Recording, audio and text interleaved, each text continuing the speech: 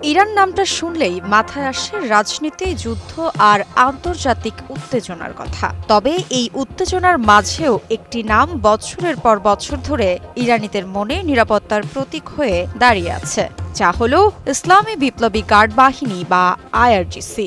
এই আইআরজিসি বাহিনীর প্রতিষ্ঠাবার্ষিকী উপলক্ষে সশস্ত্র বাহিনীর প্রধান মেজর জেনারেল মোহাম্মদ বাঘেরি যেভাবে প্রশংসা করেছেন তাতে স্পষ্ট এই বাহিনী কেবল অস্ত্রধারী ইউনিফর্ম পরা সৈন্যদের নাম নয়, বরং ইরানের নিরাপত্তা আর প্রতিরোধের শক্ত ভিত্তি।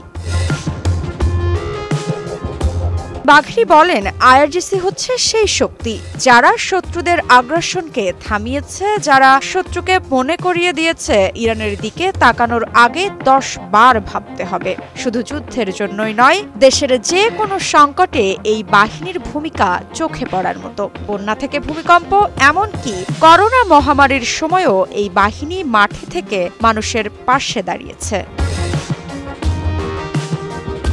ইরানিদের কাছে আইআরজিসি মানে হলো নিরাপত্তার আশ্বাস, আর বাইরের দুনিয়ার চোখে এই বাহিনী অনেকটা ভিন্ন।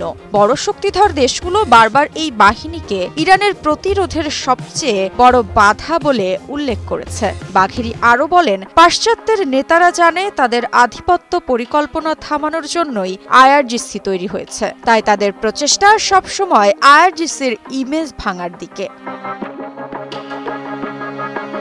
1979 সাল ইসলামী বিপ্লবের পর ইরানের নতুন স্বপ্ন আর নতুন পথ চলার এক অভিভাবক হয়ে জন্ম নেয় এই আইআরজিসি বাহিনী। তখন দেশকে রক্ষা করাই ছিল প্রধান লক্ষ্য, কিন্তু ধীরে ধীরে তারা হয়ে ওঠে ইরানের অভ্যন্তরীণ শান্তি, বৈদেশিক নীতিতে প্রভাব এবং যুদ্ধক্ষেত্রের প্রতিরোধের প্রধান শক্তি। স্বাস্থ্যকর অল টাইম হানিকম্ব, সব সময় অল টাইম হেলদি লাইফ। আইআরজিসির গল্প কেবল সামরিক ঘেরাটোপের মধ্যেই সীমাবদ্ধ নয়। ইরানিদের জীবনের প্রতিটা মোড়ে এই বাহিনীর নাম জড়িয়ে গেছে। প্রতিরোধ, সহায়তা আর আস্থা, এই 3 শব্দের মধ্যেই যেন তাদের পরিচয় লুকিয়ে আছে।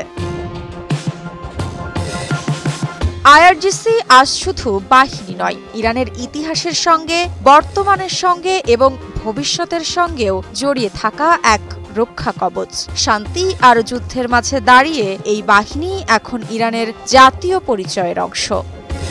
মৃত্তিকা বিশ্বাস, নিউজ 24।